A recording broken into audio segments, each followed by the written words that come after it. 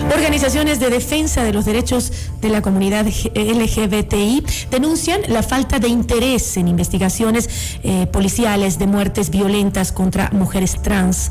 Este lunes 19 de agosto se registró el asesinato de otra mujer transexual en el Parque Elegido, en Quito.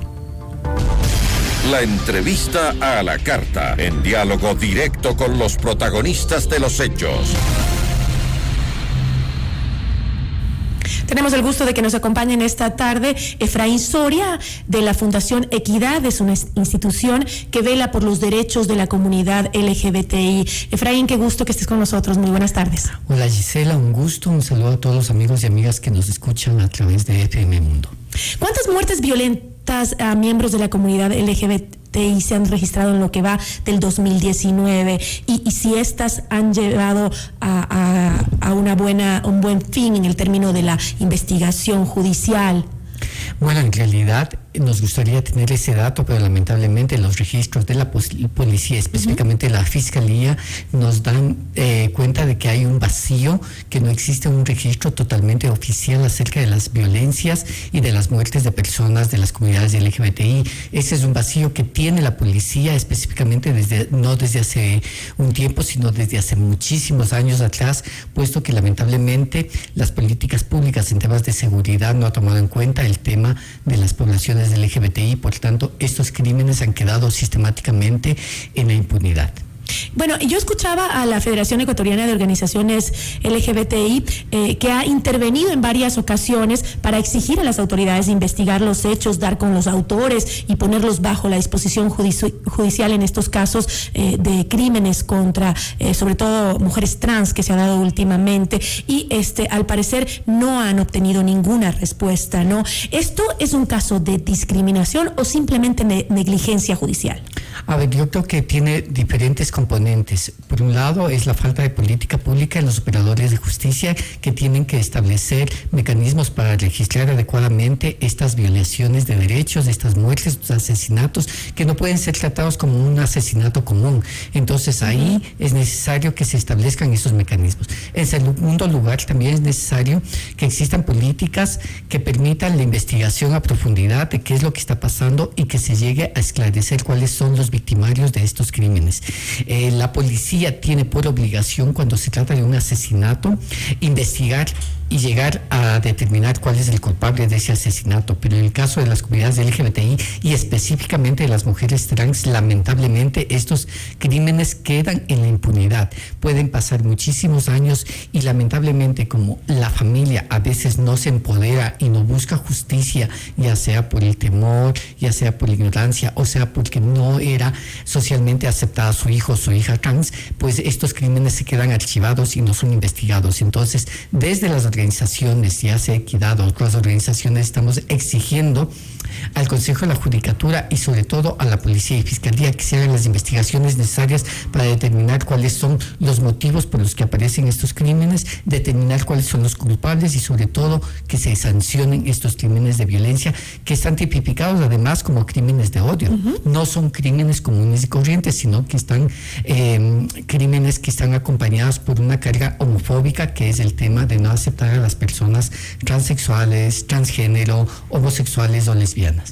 Ahora, justamente sobre este tema, el último crimen registrado contra una mujer trans se dio ayer en horas de la mañana en el Parque Elegido. La víctima era Natasha Rubí Arévalo Carvajal, tenía solo 26 años, quien murió luego de recibir varias puñaladas en el pecho. La muerte de Natasha es un crimen de odio por su orientación sexual o simplemente fue un asalto. ¿Qué es lo que se ha determinado hasta ahora? Es que justamente eso es lo que necesitamos que la Fiscalía investigue, cuáles son los motivos por los que se llegó a asesinarle a esta persona. Pero parte de la comunidad LGBTI pues dice o da insinuaciones que al parecer por los rasgos ha sido un crimen de odio justamente. Sí, o sea, nosotros entendemos que puede ser un crimen de odio por el sentido de que la persona fue asaltada, fue también robada y no recibió atención médica inmediatamente. O sea, eso pasó nació en el ejido y muere prácticamente a entradas del domicilio donde vive la persona que fallece lamentablemente. Entonces existen muchos elementos, pero nosotros no queremos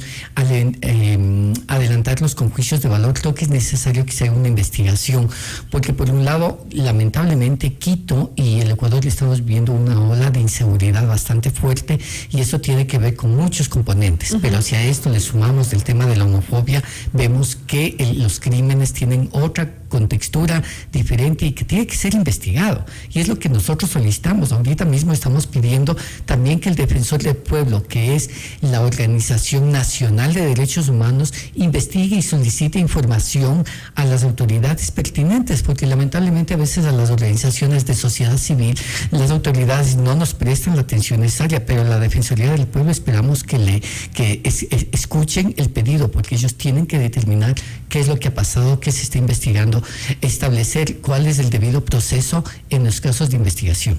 La mayoría de los casos que se registran contra personas de la comunidad LGBTI es hacia justamente las mujeres trans, porque están más expuestas, porque son principalmente ellas las víctimas.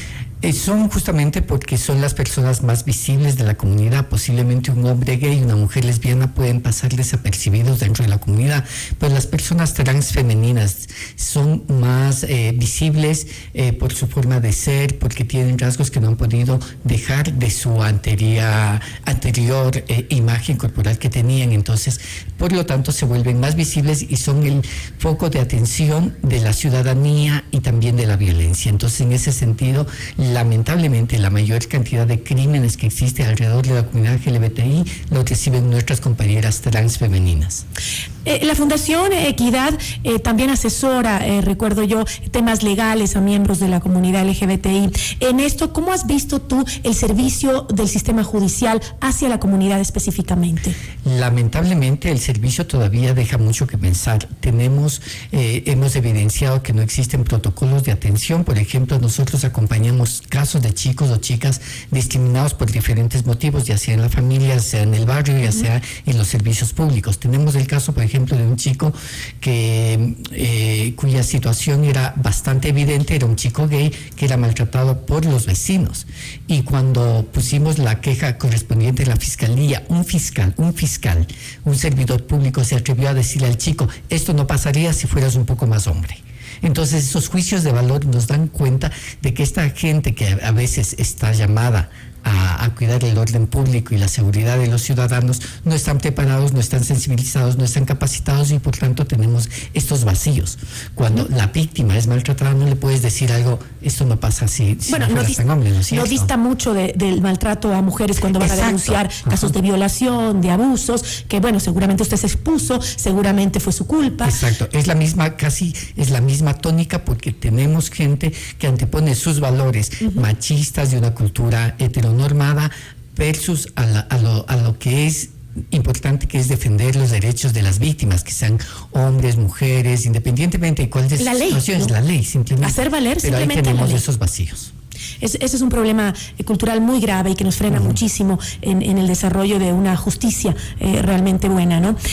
Entiendo también que Fundación Equidad acaba de instalar un albergue para ciudadanos que llegan de la migración, sobre todo venezolana, y que son de la comunidad LGBTI. Si es que los propios ecuatorianos LGBTI tienen este trato judicial tan discriminatorio, ¿cómo lo tendrán los venezolanos, que tienen otro agravante? Sí, es mucho más complicado. Nosotros desde hace más de un año y medio la organización ha levantado información sobre el tema. Lamentamos mucho lo que está pasando en Venezuela, y esa diáspora de venezolanos al Ecuador y a toda América Latina ha hecho también que muchos de ellos sean de la comunidad LGBTI. Nosotros hemos investigado en algunos de los servicios que existen para personas en estado de movilidad humana. Vemos que el tratamiento a las personas LGBTI es bastante despectivo. No saben cómo tratarles, no saben ni siquiera cómo dirigirse, y entonces hemos encontrado una cantidad de maltrato.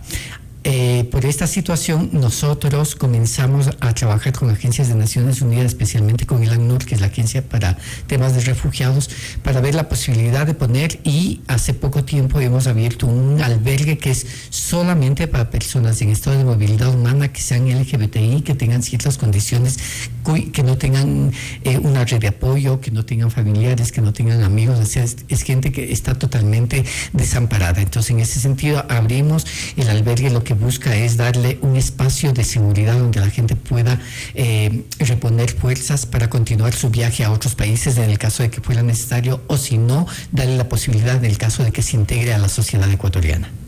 Interesante, Efraín. Esperemos que poder volver a hablar sobre estos temas muy pronto, y que la justicia, como decíamos, ¿no?, le dé cabida a los pedidos de las organizaciones de defensa de los derechos de las personas LGBTI, como ciudadanos también que necesitan la ayuda de la justicia. Esperamos que los diferentes operadores de justicia, sea Fiscalía, sea Policía, sea Defensoría Pública y sobre todo la Defensoría del Pueblo, tomen cartas sobre este asunto y podamos reunirnos y establecer cuáles son los protocolos y qué deberíamos de hacer, porque nosotros como organizaciones creo que estamos interesados en investigar y sobre todo frenar y prevenir estos actos de violencia. Somos ciudadanos que merecemos el mismo respeto y estamos ayudando a construir una sociedad más justa. Pagamos los mismos impuestos, por tanto demandamos tener los mismos derechos que goza el resto de la ciudadanía. Muchísimas gracias, Efraín Soria, de la Fundación Equidad, institución que vela por los derechos de la comunidad LGBTI en el país. Muchísimas gracias, Efraín. A ti, saludos.